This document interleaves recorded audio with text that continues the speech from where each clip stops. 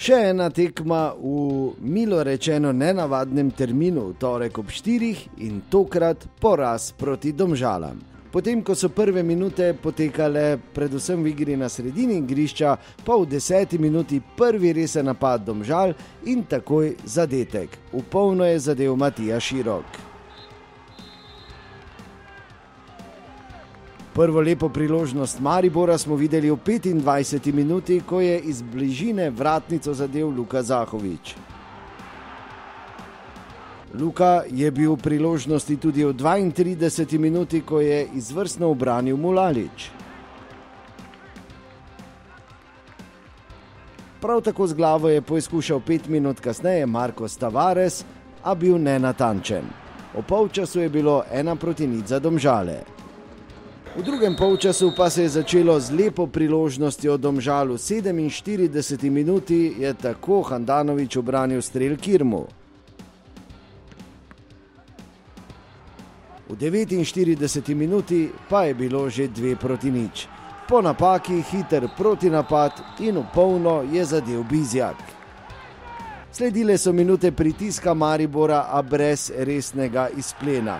V 78. minuti je bilo precej vroče po tem prodoru Mešanovića in posredovanju dobrovoljca. No, isti nogometaš je imel v 81. minuti priložnost, da poviša na 3:0.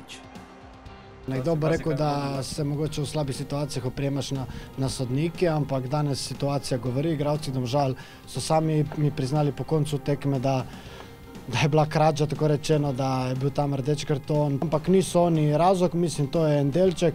Mi moramo sami pri sebi pogledati vse stvari in tako boš najboljše se naučil.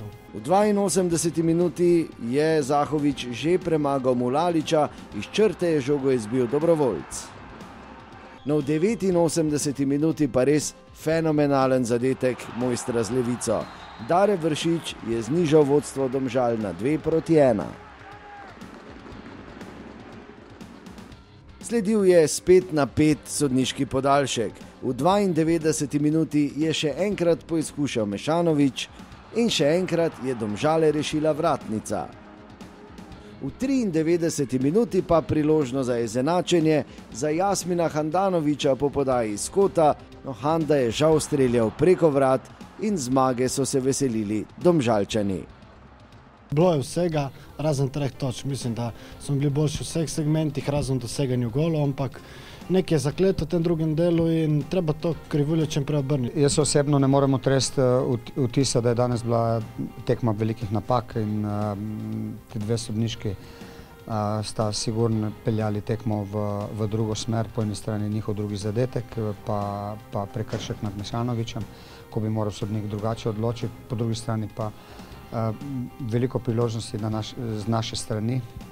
To nas nekako v Ljudskem vrtu v letošnji sezoni kar drži, da iz zelo lepih priložnosti ne uspemo biti taki hladnokrvni in z malo sreče, z malo tiste sreče, ki jo trenutno nimamo, bi bilo bistveno drugače. Naslednja tekma naše pubece čaka že to soboto ob 18. bo v Ljudskem vrtu gostovalo Krško.